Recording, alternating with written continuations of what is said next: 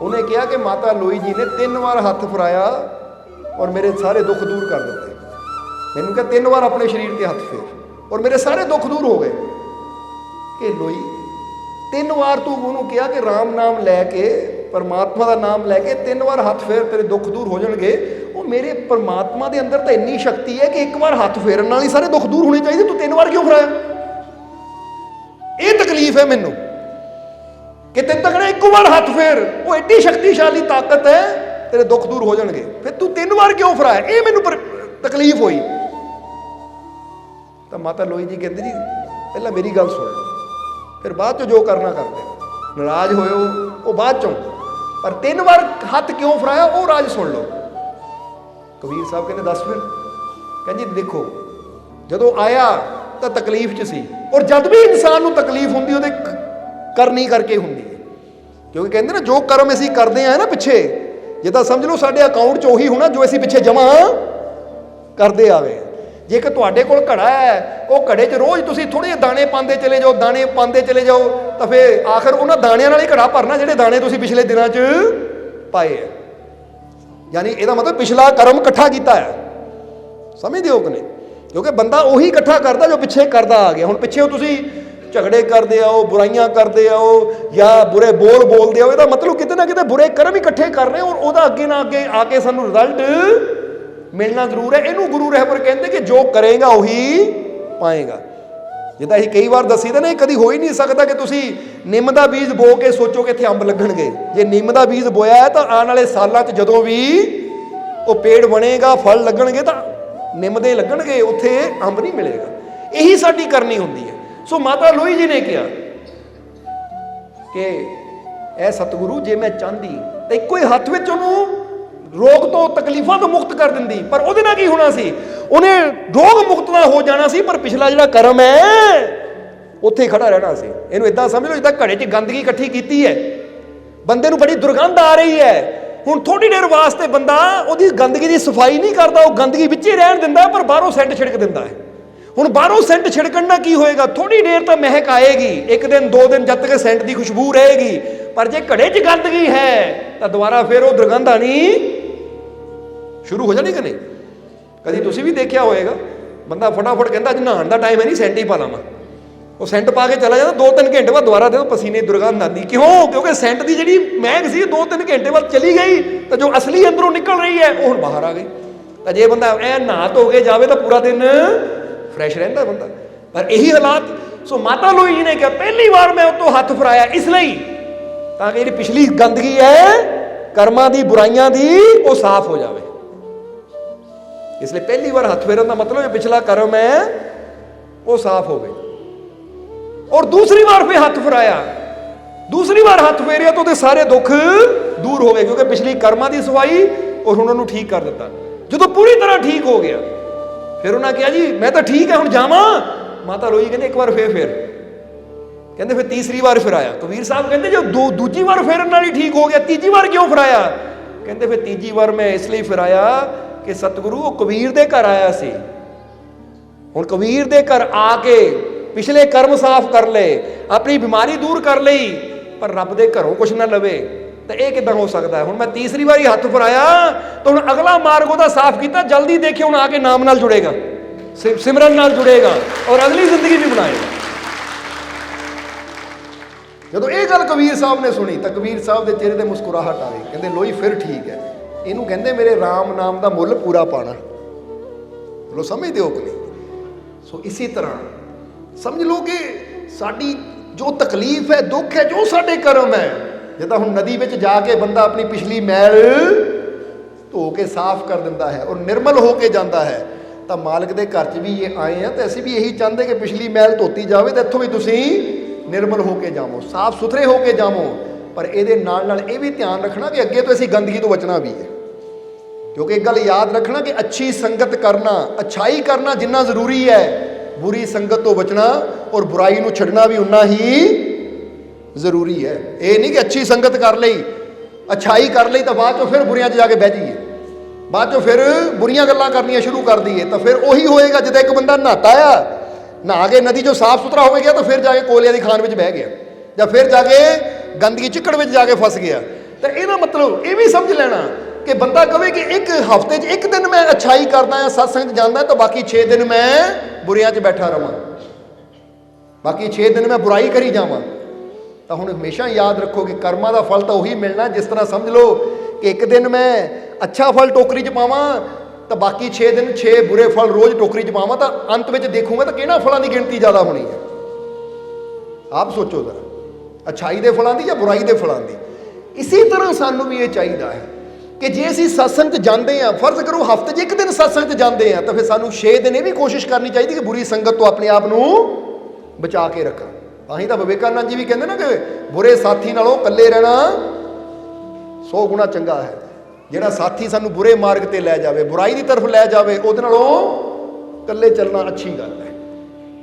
क्योंकि कल्ले चल के अपनी मंजिल तक पहुँचने की संभावना 100 गुणा हो जाती है। किसी बुरे साथी नाल चल के बंदा कभी अपनी मंजिल तक नहीं पहुँच पाता, क्योंकि बुरा साथी आप भी भटकदा तो दूजे नूं भी भटका दिंदा है। इसलिए समझना सारे जी, इसलिए ये अपने अंदर याद रखना कि जिथे गुरुआं रहबरां ने यह कहा है कि अच्छी संगत करो, अच्छाई करो, उहदे नाल नाल असीं ये भी याद रखना है कि जिन्ना अच्छी संगत और अच्छाई करना जरूरी है, उन्ना बुरी संगत तो और बुरी करनी तो बचना भी उन्ना ही जरूरी है। फिर ही मैनू जीवन च फायदा होएगा, फिर ही मैनू जीवन च लाभ होएगा। समझदे हो कि नहीं? हुण अपनी हैल्थ नूं लैके जे बंदा कहे मैनू अपनी हैल्थ नूं लैके, मैं अपनी बीमारी नूं लैके एक दिन तो पूरा परहेज करदा हां, पर बाकी 6 दिन मैं वो परहेज करदा नहीं है, वो बुराई करी जाता है, तो फिर सानू वो हैल्थ कभी भी प्राप्त नहीं होएगी। समझदे हो कि नहीं? इसलिए अगर ऐसी भी कामयाबी, खुशियां, मालिक की रहमत चाहते हैं, तो फिर ये सानू भी विचार करना पड़ेगा कि मैं अच्छी संगत करा, अच्छा करा, और बुरी संगत तो हमेशा दूर रहने की कोशिश करा, बचन की कोशिश करा, बुराई तो बचन की कोशिश करा। फिर ही मैं जीवन च अगे कामयाब हो सकता है, फिर ही मैं जीवन च अगे बढ़ सकता है। इसलिए ये अच्छाई, ये सच्चाई अपने अंदर पैदा करनी है। और इधर कबीर साहब ने जो माता लोई जी की गल सुनी, कबीर साहब कहते ये पाया मेरे राम नाम का मुल। और असीं तुहानूं भी कहांगे परमात्मा के नाम च बड़ी ताकत हुंदी है, बड़ी शक्ति हुंदी है, पर यह शक्ति का लाभ लैंदे उही है जिन्हां अंदर विश्वास हुंदा है, जिन्हां अंदर सच्चा प्रेम हुंदा है, जिन्हां अंदर सच्ची मुहब्बत हुंदी है। जे तुसीं इतिहास के गुरुआं रहबरां पीरां फकीरां की जिंदगी भी खोल के देखो ना, तो उस भी तुसीं देखोगे कि फायदा उन्होंने ही मिलिया जिन्हां ने प्रेम नाल, विश्वास नाल आके गुरु चरणों 'च सिर रखिया। तो जिन्हां दे अंदर विश्वास नहीं सी, वो सब कुछ हुंदियां भी वो कुछ नहीं लै पाए। इसलिए हुण समा काफ़ी हो गया, सत्संग नूं समाप्ति तरफ ले जांदे हां। जीसस क्राइस्ट की एक गल कि जिन्हां अंदर विश्वास हुंदा सब कुछ लै जांदे, तो जिन्हां अंदर विश्वास नहीं है वो कुछ भी हासिल नहीं कर पाते। ये बड़ी प्यारी जीसस क्राइस्ट के जीवन की एक घटना है कि एक दिन ना जीसस क्राइस्ट जा रहे सी, बड़ी भीड़ सी, बड़ा रश सी, लोग उन्हां नाल तुरे सी। तो अचानक चलते चलते जीसस मसीह रुक गए। जो रुके तो नाल दे साथियों ने पूछा कि है क्राइस्ट रुके क्यों तुसीं? वो कहते किसी ने मैनू बड़े विश्वास नाल, बड़े प्यार नाल छूया है मेरे बाणे नूं, मेरे चोले नूं। मुड़ के पिछे देखिया तो देखिया एक औरत है जिन्हें कंबल की बुक्कल मारी हुई है, वो बैठी हुई है थले, और उन्हें जीसस क्राइस्ट के बाणे नूं हथ पकड़िया होया है। और देखो कपड़े नूं पकड़िया है, पर जीसस की कह रहे हैं किसी ने बड़े प्यार नाल, बड़े विश्वास नाल मैनू मेरे बाणे नूं पकड़िया है। इसलिए कौन है ये? पिछे मुड़ के देखिया तो बुक्कल मारी सी उस औरत ने। जो जीसस ने उहदे कंबली नूं हटाया, बैठी हुई सी, उन्होंने खड़ा किया, तो लोगों ने देखिया कि वो एक कोड़ी सी। समझना जरा, कोड़ी सी, पर अपने ना कोड़ नूं, अपनी बीमारी नूं कंबल की बुक्कल विच लुको के उत्थे आ गई सी, क्योंकि पता सी जे इदां जाऊंगी तो किसी ने मैनू नेड़े नहीं जान देना, क्योंकि कोड़ का रोग है, छूत का रोग है, सारे ने मैनू धक्के मारने हैं, पर मैं जीसस के कोल जाना चाहती है। पर जो जीसस नूं ना देखिया, जीसस ने कंबली हटाई तो वो कोड़ का रोग दूर हो गया और पूरी तरह ठीक हो गए। तो उसने क्या है, क्राइस्ट तुसीं मैनू ठीक किया? तो जीसस ने कहा मैं नहीं ठीक किया, ये तैनू तेरे विश्वास ने ठीक किया। तू किहड़ी भावना नाल आई सी? बोल के दस, किस विश्वास नाल तू मैनू छुया सी? तो वो कहती कि मैं इस विश्वास नाल छुया सी, तुहानू ਕਿ ਮੈਨੂੰ ਯਕੀਨ ਸੀ ਅਗਰ ਮੈਂ ਤੁਹਾਡੇ ਬਾਣੇ ਨੂੰ ਵੀ ਹੱਥ ਲਾ ਦੂੰਗੀ ਤਾਂ ਮੈਂ ਠੀਕ ਹੋ ਜਾਣਾ। ਸਮਝਦੇ ਹੋ ਕਿ ਨਹੀਂ? ਹੁਣ ਕਹਿੰਦੇ ਉਹ ਔਰਤ ਜਿਹਨੂੰ ਕੋਹੜ ਦਾ ਰੋਗ ਸੀ, ਜੀਸਸ ਦੇ ਬਾਣੇ ਨੂੰ ਹੱਥ ਲਾ ਕੇ ਵਿਸ਼ਵਾਸ ਨਾਲ ਠੀਕ ਹੋ ਗਈ। ਤਾਂ ਜ਼ਰਾ ਹੁਣ ਗੌਰ ਕਰੋ, ਉਹ ਵੀ ਇਨਸਾਨ ਸੀ ਜਿਨ੍ਹਾਂ ਨੇ ਜੀਸਸ ਨੂੰ ਚੱਕ ਕੇ ਸਲੀਬ ਤੇ ਟੰਗਿਆ, ਹੱਥਾਂ ਪੈਰਾਂ 'ਚ ਕਿਲ ਠੋਕ ਕੇ। ਉਹਨਾਂ ਨੇ ਔਰਤ ਨੇ ਤਾਂ ਸਿਰਫ ਬਾਣੇ ਨੂੰ ਟੱਚ ਕੀਤਾ ਸੀ, ਪਰ ਉਹਨਾਂ ਨੇ ਤਾਂ ਜੀਸਸ ਦੇ ਪੂਰੇ ਬਦਨ ਨੂੰ, ਪੂਰੀ ਬਾਡੀ ਨੂੰ ਟੱਚ ਕੀਤਾ ਸੀ, ਪਰ ਉਹਨਾਂ ਨੂੰ ਕੁਝ ਨਹੀਂ ਮਿਲਿਆ, ਉਹਨਾਂ ਨੂੰ ਕੁਝ ਹਾਸਿਲ ਨਹੀਂ ਹੋਇਆ ਜੋ ਹਾਸਿਲ ਹੋ ਗਿਆ ਉਸ ਇੱਕ ਕੋੜੀ ਔਰਤ ਨੂੰ। ਫਰਕ ਕੀ ਸੀ? ਸੋਚੋ ਜ਼ਰਾ, ਵਿਚਾਰ ਕਰੋ, ਕਿਉਂਕਿ ਫਰਕ ਇੱਥੇ ਹੀ ਪੈਂਦਾ ਹੈ। ਸਮਝਦੇ ਹੋ ਕਿ ਨਹੀਂ? ਕਿ ਸਾਡੀ ਭਾਵਨਾ ਕੀ ਹੈ, ਸਾਡਾ ਪ੍ਰੇਮ ਕੀ ਹੈ, ਸਾਡਾ ਵਿਸ਼ਵਾਸ ਕੀ ਹੈ। ਇਹ ਰੱਬ ਵੀ ਕਹਿੰਦਾ ਹੈ, ਭਗਵਾਨ ਵੀ ਕਹਿੰਦਾ ਹੈ, ਜਿੱਦਾਂ ਸ਼੍ਰੀ ਕ੍ਰਿਸ਼ਨ ਨੇ ਵੀ ਇਹ ਗੱਲ ਕਹੀ ਹੈ ਕਿ ਜਿਹੜਾ ਮੈਨੂੰ ਜਿਸ ਰੂਪ 'ਚ ਪੂਜਦਾ ਹੈ ਨਾ, ਉਹਨੂੰ ਮੈਂ ਉਹੀ ਫਲ ਦਿੰਦਾ ਹਾਂ। ਸਮਝਦੇ ਹੋ ਕਿ ਨਹੀਂ? ਤੁਸੀਂ ਕਿਸ ਰੂਪ 'ਚ ਆਪਣੇ ਪ੍ਰਮਾਤਮਾ ਨੂੰ ਪੂਜਦੇ ਹੋ, ਆਪਣੇ ਮਾਲਿਕ ਨੂੰ ਯਾਦ ਕਰਦੇ ਹੋ। ਜਿੱਦਾਂ ਫਰਜ਼ ਕਰੋ ਅਸੀਂ ਜੀਸਸ ਕ੍ਰਾਈਸਟ ਦੀ ਗੱਲ ਦੱਸੀ ਕਿ ਔਰਤ ਨੇ ਇਸ ਵਿਸ਼ਵਾਸ ਨਾਲ ਛੂਹਿਆ ਕਿ ਇਹਨਾਂ ਦੇ ਬਾਣੇ ਨੂੰ ਹੱਥ ਲਾਉਣ ਨਾਲ ਮੇਰੇ ਸਾਰੇ ਦੁੱਖ ਦੂਰ ਹੋ ਜਾਣੇ, ਔਰ ਵਾਕਈ ਹੋ ਗਏ। ਤਾਂ ਜਿਨ੍ਹਾਂ ਨੇ ਜੀਸਸ ਨੂੰ ਪਕੜ ਕੇ ਲੰਮਾ ਪਾਇਆ, ਹੱਥ ਪਕੜੇ, ਫਿਰ ਕਿੱਲਾਂ ਠੋਕੀਆਂ, ਪੈਰਾਂ ਤੇ ਕਿੱਲਾਂ ਠੋਕੀਆਂ, ਸਿਰ ਤੇ ਤਾਜ ਪਹਿਨਾਇਆ ਕੰਡੀਆਂ ਦਾ। ਸਮਝਦੇ ਹੋ ਕਿ ਨਹੀਂ? ਟੱਚ ਤਾਂ ਉਹਨਾਂ ਨੇ ਵੀ ਕੀਤਾ ਸੀ, ਪਰ ਉਹਨਾਂ ਨੂੰ ਕੀ ਮਿਲਿਆ? ਉਹਨਾਂ ਨੂੰ ਦੁਨੀਆ ਨੇ ਦੁਸ਼ਮਣ ਕਿਹਾ, ਉਹਨਾਂ ਨੂੰ ਦੁਨੀਆ ਨੇ ਬੁਰੀਆਂ ਨਜ਼ਰਾਂ ਨਾਲ ਦੇਖਿਆ, ਕਿਉਂਕਿ ਉਹ ਜੀਸਸ ਨਾਲ ਕਿੱਦਾਂ ਮਿਲ ਰਹੇ ਸੀ। ਇਹ ਸ਼ਤਰੂ ਹੈ, ਦੁਸ਼ਮਣ, ਇਹਨੂੰ ਖਤਮ ਕਰਨਾ ਹੈ ਅਸੀਂ। ਤਾਂ ਉਸ ਔਰਤ ਨੇ ਕਿੱਦਾਂ ਟੱਚ ਕੀਤਾ? ਇਹ ਈਸ਼ਵਰ ਦਾ ਪੁੱਤਰ ਹੈ, ਅਗਰ ਮੈਂ ਇਹਦੇ ਬਾਣੇ ਨੂੰ ਹੱਥ ਲਾ ਲਿਆ ਤਾਂ ਮੇਰੇ ਸਾਰੇ ਦੁੱਖ ਦੂਰ ਹੋ ਜਾਣਗੇ। ਇਸ ਲਈ ਜੀਸਸ ਵੀ ਕਹਿੰਦੇ ਹੈ ਕਿ ਜੈਸੀ ਤੇਰੀ ਆਸਥਾ ਹੋਏਗੀ ਵੈਸਾ ਹੀ ਰਾਸਤਾ ਤੈਨੂੰ ਮਿਲ ਜਾਣਾ ਹੈ। ਇਸ ਲਈ ਜਦੋਂ ਅਸੀਂ ਆਪਣੇ ਵਿਸ਼ਵਾਸ ਨੂੰ ਆਪਣੇ ਮਾਲਿਕ ਨਾਲ ਜੋੜਦੇ ਹਾਂ ਤਾਂ ਹਰ ਮੁਸ਼ਕਿਲ ਚੋਂ ਨਿਕਲਣ ਦਾ ਰਸਤਾ ਸਾਨੂੰ ਮਿਲ ਜਾਂਦਾ ਹੈ। ਇਹ ਸਾਡੇ ਵਿਸ਼ਵਾਸ ਦੀ ਗੱਲ ਹੈ, ਇਹ ਸਾਡੇ ਯਕੀਨ ਦੀ ਗੱਲ ਹੈ। ਇਸ ਲਈ ਹਰ ਜਗ੍ਹਾ, ਚਾਹੇ ਸ਼੍ਰੀ ਕ੍ਰਿਸ਼ਨ ਦੀ ਗੀਤਾ ਹੋਵੇ ਔਰ ਚਾਹੇ ਬਾਈਬਲ ਹੋਵੇ, ਚਾਹੇ ਕੁਰਾਨ ਹੋਵੇ, ਚਾਹੇ ਗੁਰੂਆਂ ਰਹਿਬਰਾਂ ਪੀਰਾਂ ਫਕੀਰਾਂ ਦੇ ਕਲਾਮ ਹੋਣ, ਵਚਨ ਹੋਣ, ਬਾਣੀ ਹੋਵੇ, ਹਰ ਜਗ੍ਹਾ ਗੱਲ ਕੀਤੀ ਗਈ ਹੈ ਪ੍ਰੇਮ ਔਰ ਵਿਸ਼ਵਾਸ ਦੀ, ਕਿਉਂਕਿ ਇਹੀ ਦੋ ਚੀਜ਼ਾਂ ਜੋ ਸਾਨੂੰ ਆਪਣੇ ਮਾਲਿਕ ਨਾਲ ਜੋੜਦੀਆਂ ਹੈ। ਇਸ ਲਈ ਅਸੀਂ ਤੁਹਾਨੂੰ ਵੀ ਕਹਾਂਗੇ ਹੁਣ ਆਖਰਲੇ ਵਚਨਾਂ 'ਚ ਕਿ ਤੁਸੀਂ ਵੀ ਆਪਣੇ ਅੰਦਰ ਚੈੱਕ ਕਰਨਾ ਹੈ ਕਿ ਮੈਂ ਕਿਸ ਵਿਸ਼ਵਾਸ ਨਾਲ ਆਪਣੇ ਮਾਲਿਕ ਦੇ ਕੋਲ ਆਇਆ ਹਾਂ, ਕਿਸ ਭਾਵਨਾ ਨਾਲ ਆਪਣੇ ਮਾਲਿਕ ਦੇ ਕੋਲ ਆਇਆ ਹਾਂ। ਜਿਸ ਭਾਵਨਾ ਦੇ ਨਾਲ ਮੈਂ ਆਪਣੇ ਮਾਲਿਕ ਦੇ ਕੋਲ ਆਉਂਦਾ ਹਾਂ, ਫਿਰ ਮਾਲਿਕ ਦੀ ਰਹਿਮਤ ਨਾਲ ਮੈਨੂੰ ਉਹ ਫਲ ਵੀ ਮਿਲ ਜਾਂਦਾ ਹੈ। ਜਦੋਂ ਇੱਥੇ ਲਾਈਨ 'ਚ ਜਦੋਂ ਫਰਿਆਦਾਂ ਚੱਲ ਰਹੀਆਂ ਸੀ ਤੇ ਇੱਕ ਅੱਜ ਪਹਿਲੀ ਵਾਰ ਉਹ ਦਰਬਾਰ ਤੇ ਉਹ ਆਏ ਹੈ ਕਿ ਉਹਨਾਂ ਨੇ ਘਰ ਬੈਠੇ ਹੀ ਮਾਲਕਾਂ ਦਾ ਸਤਸੰਗ ਸੁਣਿਆ ਮੋਬਾਈਲ ਦੇ ਉੱਪਰ ਹੀ। ਉਹਨਾਂ ਨੂੰ ਕੋਈ ਤਕਲੀਫ ਸੀ, ਦੁੱਖ ਸੀ ਉਹਨਾਂ ਨੂੰ। ਉਹ ਕਹਿੰਦੇ ਮਾਲਕੋ ਕਦੀ ਦਰਬਾਰ ਤੇ ਨਹੀਂ, ਸਤਸੰਗ ਸੁਣਿਆ ਸੀ, ਉੱਥੇ ਬੈਠਿਆਂ ਨਹੀਂ ਬੇਨਤੀ ਕੀਤੀ ਤਾਂ ਮੈਨੂੰ ਕੋਈ ਇੱਕ ਪਾਸੇ ਪ੍ਰੋਬਲਮ ਸੀ, ਉਹ ਬੇਨਤੀ ਕਰਨ ਨਾਲ 15-20 ਮਿੰਟਾਂ 'ਚ ਮੈਂ ਠੀਕ ਹੋ ਗਈ। ਇੱਥੇ ਹੁਣ ਬੈਠੇ ਕਿ ਨਹੀਂ ਹੋ ਜੀ? ਅੱਜ ਪਹਿਲੀ ਵਾਰ ਦਰਬਾਰ ਤੇ ਆਏ ਉਹ ਖੜੇ ਆ ਸਾਹਮਣੇ, ਉਹ ਪਿੱਛੇ। ਇਹ ਪਹਿਲੀ ਵਾਰ ਅੱਜ ਆਏ ਹੈ ਕਿਉਂਕਿ YouTube ਤੇ ਸਤਸੰਗ ਸੁਣਦੇ ਸੀ। ਕਹਿੰਦੇ ਮੈਨੂੰ ਕੋਈ ਤਕਲੀਫ ਸੀ ਬੜੀ, ਉੱਥੇ ਬੈਠੀ ਨੇ ਮੈਂ ਬੇਨਤੀ ਕੀਤੀ ਕਿ ਮੈਂ ਕਦੀ ਦਰਬਾਰ ਤੇ ਨਹੀਂ ਗਈ, ਪਰ ਐ ਮਾਲਕੋ ਮੈਨੂੰ ਵਿਸ਼ਵਾਸ ਹੈ, ਰਹਿਮਤ ਕਰੋ। ਤਾਂ ਕਹਿੰਦੇ ਮੈਂ ਬੇਨਤੀ ਕੀਤੀ ਤਾਂ 15 ਮਿੰਟਾਂ 'ਚ ਮੇਰੀ ਤਕਲੀਫ ਦੂਰ ਹੋ ਗਈ। ਹੁਣ ਤੁਹਾਡੇ ਸਾਹਮਣੇ ਖੜੇ ਹੋ, ਅੱਜ ਪਹਿਲੀ ਵਾਰ ਦਰਬਾਰ ਤੇ ਆਏ। ਸੋ ਬੈਠੋ। ਇਹੀ ਦੱਸਣਾ ਚਾਹੁੰਦੇ ਹਾਂ ਕਿ ਬੰਦਾ ਸੋਚੇ ਕਿ ਇੱਕ ਜੀਵ ਘਰ 'ਚ ਬੈਠ ਕੇ ਸਤਸੰਗ ਸੁਣਦਾ ਬੇਨਤੀ ਕਰਦਾ ਮੋਬਾਈਲ ਦੇ ਉੱਪਰ, ਤਾਂ ਉੱਤੇ 15 ਮਿੰਟਾਂ 'ਚ ਰਹਿਮਤ ਹੋ ਜਾਂਦੀ ਹੈ। ਤਾਂ ਤੁਸੀਂ ਤਾਂ ਮਾਲਕ ਦੇ ਦਰਬਾਰ 'ਚ ਬੈਠੇ ਹੋ, ਤੁਹਾਨੂੰ ਕੀ ਕੁਝ ਨਹੀਂ ਮਿਲ ਸਕਦਾ, ਤੁਹਾਨੂੰ ਕੀ ਕੁਝ ਨਹੀਂ ਹਾਸਿਲ ਹੋ ਸਕਦਾ। ਗੱਲ ਤਾਂ ਆਪਣੇ, ਕਿਉਂਕਿ ਰੱਬ ਦੀਆਂ ਰਹਿਮਤਾਂ ਉਦੋਂ ਵੀ ਉਹੀ ਸੀ ਔਰ ਉਹਦੀਆਂ ਰਹਿਮਤਾਂ ਅੱਜ ਵੀ ਉਹੀ ਹੈ। ਨਾਮ ਅਲੱਗ-ਅਲੱਗ ਹੋ ਜਾਂਦੇ ਹੈ, ਜੇ ਤਾਂ ਦੱਸੀਦਾ ਨਾ, ਚਾਹੇ ਰਾਮ ਕਹਿ ਲਓ, ਈਸ਼ਵਰ ਕਹਿ ਲਓ, ਵਾਹਿਗੁਰੂ ਕਹਿ ਲਓ, ਅੱਲਾ ਕਹਿ ਲਓ, ਭਗਵਾਨ ਕਹਿ ਲਓ, ਗੋਡ ਕਹਿ ਲਓ, ਪਰ ਤਾਕਤ ਤਾਂ ਦੱਸੋ ਅਲੱਗ-ਅਲੱਗ ਹੈ ਕਿ ਕੋਈ ਹੈ? ਹੁਣ ਉਹ ਸੂਰਜ ਹੈ, ਹੁਣ ਹਰ ਦੇਸ਼ ਵਿੱਚ ਸੂਰਜ ਨੂੰ ਅਲੱਗ ਨਾਮ ਤੋਂ ਪੁਕਾਰਿਆ ਜਾਂਦਾ ਹੈ।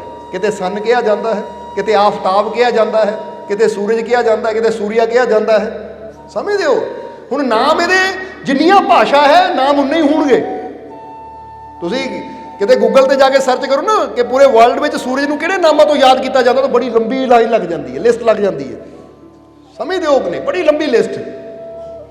ਹੁਣ ਜਿੱਦਾਂ ਕਈ ਵਾਰ ਹੁੰਦਾ ਨਾ, ਇਹ ਇੱਕ ਨੱਥੂ ਲਾਲ ਦੀ ਗੱਲ ਯਾਦ ਆ ਗਈ, ਚਲੋ ਥੋੜਾ ਖੁਸ਼ ਹੋ ਲੈਣਾ ਚਾਹੀਦਾ ਹੈ ਕਿ ਨੱਥੂ ਲਾਲ ਜਦੋਂ ਬਜ਼ੁਰਗ ਹੋ ਗਿਆ, ਸਿਆਣਾ ਹੋ ਗਿਆ, ਬੜਾ ਸਿਆਣਾ, ਤਾਂ ਉਹਦੀ ਪਤਨੀ ਵੀ ਤਕਰੀਬਨ, ਨੱਥੂ ਲਾਲ ਦੀ ਉਮਰ ਵੀ ਸਮਝ ਲਓ 95 ਕੁ ਸਾਲ ਦੀ, ਤਾਂ ਪਤਨੀ ਦੀ ਉਮਰ ਵੀ 90 ਕੁ ਸਾਲ ਦੀ। ਤਾਂ ਇੱਕ ਵਾਰ ਇੱਕ ਨੌਜਵਾਨ ਕੋਈ ਰਿਸ਼ਤੇਦਾਰੀ 'ਚੋਂ ਸੀ, ਮਿਲਣ ਆਇਆ ਉਹਨਾਂ ਨੂੰ ਕਿ ਚਲੋ ਬਜ਼ੁਰਗਾਂ ਨੂੰ ਮਿਲ ਆਈਏ। ਹੁਣ ਜਦੋਂ ਉਹ ਬੈਠਾ ਤਾਂ ਨੱਥੂ ਲਾਲ ਆਵਾਜ਼ ਮਾਰਦਾ ਹੈ ਆਪਣੀ ਘਰ ਵਾਲੀ ਨੂੰ ਕਿ ਸੋਹਣਿਓ ਜਰਾ ਚਾਹ ਤਾਂ ਲਿਆਇਓ। ਇੱਕ 10 ਮਿੰਟ ਬਾਅਦ ਜਾਨੂ ਏਦਾਂ ਕਰ ਬਰਫੀ ਦਾ ਡੱਬਾ ਵੀ ਲਿਆਈ। ਮੁੰਡਾ ਆਇਆ ਵਿਚਾਰਾ, ਕਦੀ ਉਹਨੂੰ ਜਾਨੂ ਕਵੇ, ਕਦੀ ਸੋਹਣਾ ਕਵੇ, ਕਦੀ ਕੁਛ ਕਵੇ, ਕਦੀ ਕੁਛ ਕਵੇ। ਮੁੰਡਾ ਬੜਾ ਹੈਰਾਨ ਹੋ ਗਿਆ, ਕਮਾਲ ਦੀ ਗੱਲ, ਇੰਨਾ ਪਿਆਰ 90 ਸਾਲ ਦੀ ਉਮਰ 'ਚ। ਇੱਥੇ ਤਾਂ ਜਿਲੇ ਵਿਆਹ ਨੂੰ 4-5 ਮਹੀਨੇ ਹੋ ਜਾਂਦੇ ਉਸ ਤੋਂ ਬਾਅਦ ਜਾਨੂ ਜੂਨੂੰ ਛੁੱਟ ਜਾਂਦਾ। ਫਿਰ ਤਾਂ ਤੂੰ ਕੀ ਕਰਦਾ ਕਿੱਥੇ ਮੂੰਹ ਚੱਕ ਕੇ ਤੁਰਿਆ? ਉਹ 6 ਮਹੀਨੇ ਤਾਂ ਬੜੀ ਜਾਨੂ ਜਾਨੂ ਹੁੰਦੀ ਹੈ, ਪਰ ਉਸ ਤੋਂ ਬਾਅਦ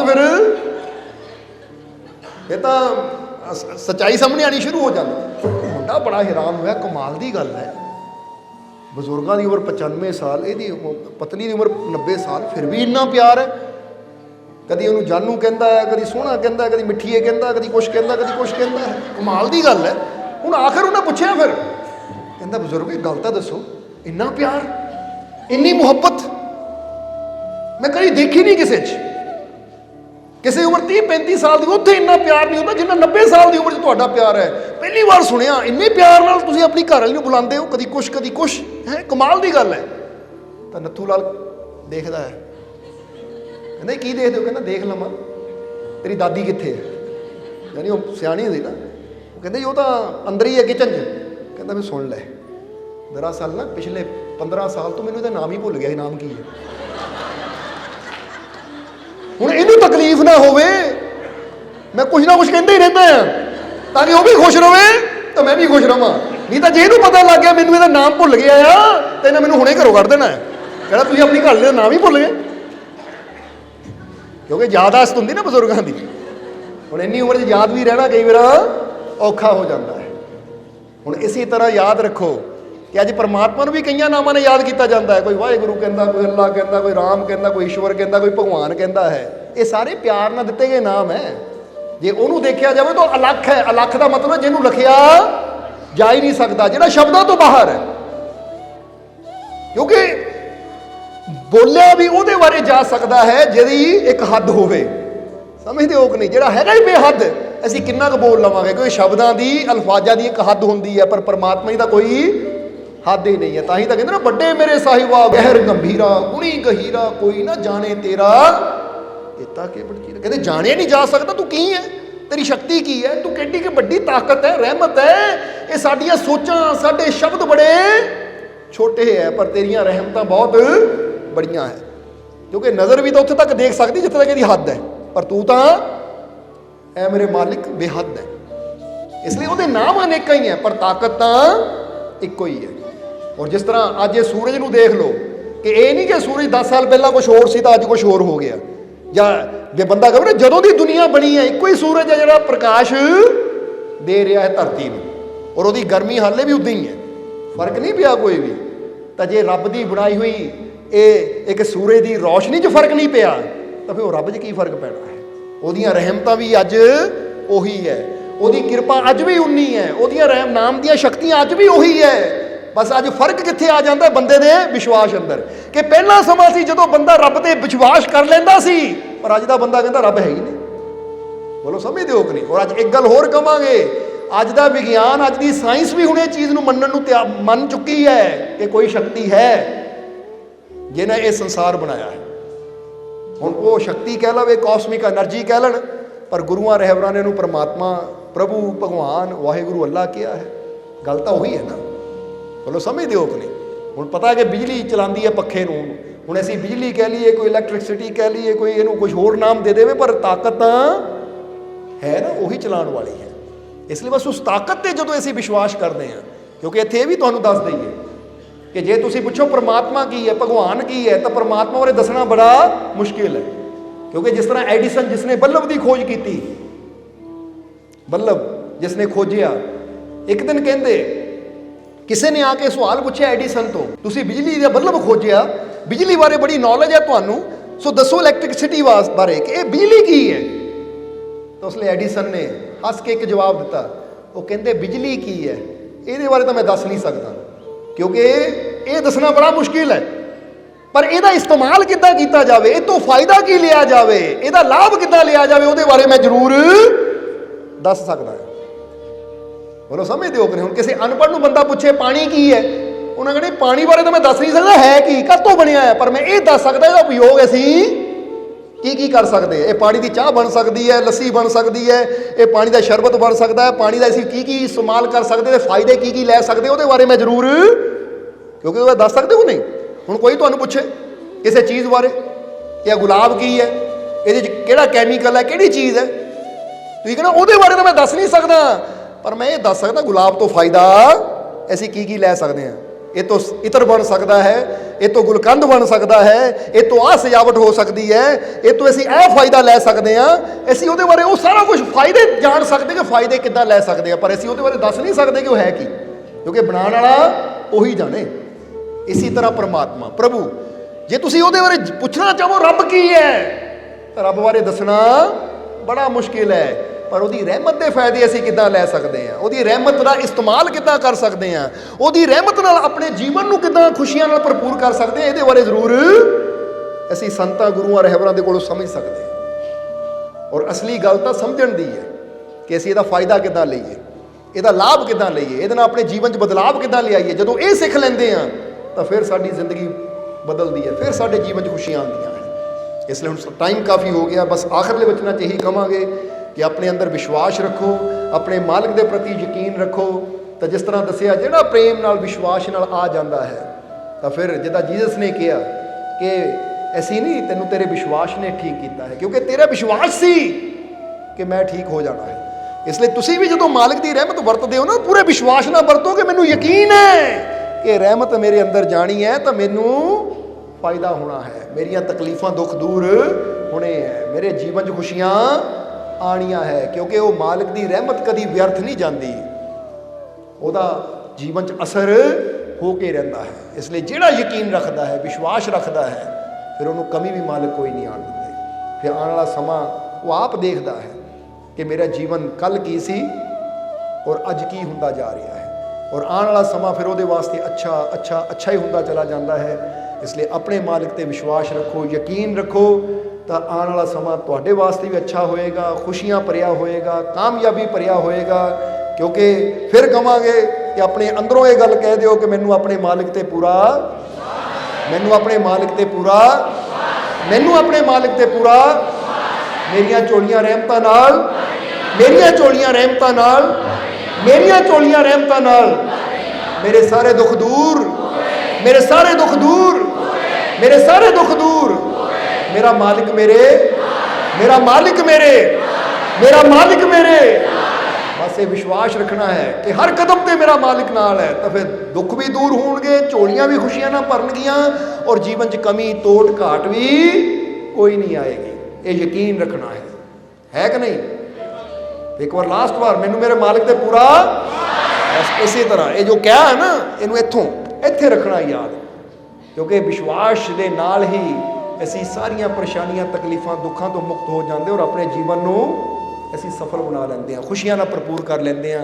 ਔਰ ਹੁਣ ਅੰਤਿਮ ਬਚਨਾਂ 'ਚ ਇਹੀ ਉਸ ਮਾਲਕ ਦੇ ਚਰਨਾਂ 'ਚ ਅਰਦਾਸ ਬੇਨਤੀ ਕਰਾਂਗੇ ਕਿ ਮਾਲਕ ਤੁਹਾਨੂੰ ਸਭ ਨੂੰ ਨਾਮ ਨਾਲ ਜੁੜਨ ਦੀ ਤਾਕਤ ਦੇਣ, ਨਾਮ ਜਪਣ ਦੀ ਤਾਕਤ ਦੇਣ, ਔਰ ਤੁਹਾਡੇ ਸਭ ਦੇ ਦਿਲਾਂ 'ਚ ਸੱਚੀ ਪ੍ਰੀਤ, ਸੱਚਾ ਪਿਆਰ, ਸੱਚਾ ਵਿਸ਼ਵਾਸ ਮਾਲਕ ਪੈਦਾ ਕਰ ਦੇਣ, ਔਰ ਤੁਹਾਡੀਆਂ ਸਭ ਦੀਆਂ ਤਕਲੀਫਾਂ, ਦੁੱਖਾਂ, ਦਰਦਾਂ ਨੂੰ ਮਾਲਕ ਦੂਰ ਕਰਨ, ਤੁਹਾਡੀਆਂ ਸਭ ਦੀਆਂ ਝੋਲੀਆਂ ਨੂੰ ਖੁਸ਼ੀਆਂ ਨਾਲ ਭਰਪੂਰ ਕਰਨ। ਆਉਣ ਵਾਲਾ ਸਮਾਂ ਤੁਹਾਡੇ ਸਭ ਦੇ ਵਾਸਤੇ ਖੁਸ਼ੀਆਂ ਭਰਿਆ, ਕਾਮਯਾਬੀ, ਸਫਲਤਾ ਭਰਿਆ ਹੋਵੇ। ਇਹੀ ਸਾਡੀ ਉਸ ਮਾਲਕ ਦੇ ਚਰਨਾਂ 'ਚ ਬੇਨਤੀ ਹੈ। ਔਰ ਅੱਜ ਜਿੰਨੇ ਵੀ ਜੀਵ ਉਸ ਮਾਲਕ ਦੇ ਦਰ ਤੇ ਪਹੁੰਚੇ ਹੈ, ਹਾਜ਼ਰੀ ਲਗਾ ਰਹੇ ਹੈ, ਮਾਲਕ ਤੁਹਾਡੀਆਂ ਸਭ ਦੀਆਂ ਹਾਜ਼ਰੀਆਂ ਆਪਣੇ ਚਰਨਾਂ 'ਚ ਕਬੂਲ ਕਰਨ। ਔਰ ਜਿਹੜੇ ਜੀਵ ਅੱਜ ਉਸ ਮਾਲਕ ਦੇ ਨਾਮ ਦੀਆਂ ਨਿਆਜ਼ਾਂ ਲੈ ਕੇ ਆਏ ਹੈ, ਜੇ ਕੋਈ ਆਪਣੀ ਤਕਲੀਫ, ਦੁੱਖ ਦੀ ਨਿਆਜ਼ ਲੈ ਕੇ ਆਇਆ ਹੈ, ਤਾਂ ਮਾਲਕ ਉਹਦੀ ਉਹ ਤਕਲੀਫ, ਦੁੱਖ ਦੀ ਨਿਆਜ਼ ਨੂੰ ਕਬੂਲ ਕਰਨ, ਔਰ ਉਹ ਜਿਸ ਭਾਵਨਾ ਨਾਲ ਨਿਆਜ਼ ਦੇ ਰਿਹਾ, ਮਾਲਕ ਉਹਦੀ ਉਹ ਭਾਵਨਾ ਨੂੰ ਪੂਰਾ ਕਰਨ। ਔਰ ਜਿਹੜੇ ਜੀਵ ਅੱਜ ਖੁਸ਼ੀ ਦੀ ਨਿਆਜ਼ ਲੈ ਕੇ ਆਏ ਹੈ, ਮਾਲਕ ਉਹਨਾਂ ਦੀ ਖੁਸ਼ੀ ਦੀ ਨਿਆਜ਼ ਨੂੰ ਕਬੂਲ ਕਰਨ, ਔਰ ਉਹ ਜੀਵਾਂ ਦੀ ਝੋਲੀ 'ਚ ਇੰਨੀਆਂ ਖੁਸ਼ੀਆਂ ਪਾ ਦੇਣ ਕਿ ਉਹਨਾਂ ਨੂੰ ਕਦੀ ਤਕਲੀਫਾਂ, ਦੁੱਖਾਂ ਦੀ ਫਰਿਆਦ ਕਰਨ ਦੀ ਲੋੜ ਹੀ ਨਾ ਪਵੇ। ਔਰ ਆਪਣੀ ਰਹਿਮਤ, ਬਖਸ਼ਿਸ਼, ਕਿਰਪਾ ਹਮੇਸ਼ਾ ਮਾਲਕ ਤੁਹਾਡੇ 'ਤੇ ਬਣਾਏ ਰੱਖਣ। ਆਉਣ ਵਾਲਾ ਸਮਾਂ ਸੁੱਖ ਸਮਰਿੱਧੀ ਭਰਿਆ ਹੋਵੇ, ਤੰਦਰੁਸਤੀ ਭਰਿਆ ਹੋਵੇ, ਖੁਸ਼ੀਆਂ ਭਰਿਆ, ਕਾਮਯਾਬੀ ਭਰਿਆ ਹੋਵੇ। ਇਹੀ ਸਾਡੀ ਉਸ ਮਾਲਕ ਦੇ ਚਰਨਾਂ 'ਚ ਅਰਦਾਸ ਬੇਨਤੀ ਹੈ। ਔਰ ਹੁਣ ਅੰਤ ਵਿੱਚ ਤੁਹਾਡੇ ਸਭ ਦੇ ਅੰਦਰ ਵਸਦੇ ਹੋਏ ਉਸ ਮਾਲਕ ਨੂੰ ਅਸੀਂ ਪ੍ਰਣਾਮ ਕਰਦੇ ਹਾਂ। ਸਾਡਾ ਇਹ ਪ੍ਰਣਾਮ ਸਵੀਕਾਰ ਕਰੋ। ਜੈ ਮਾਲਕਾਂ ਦੀ।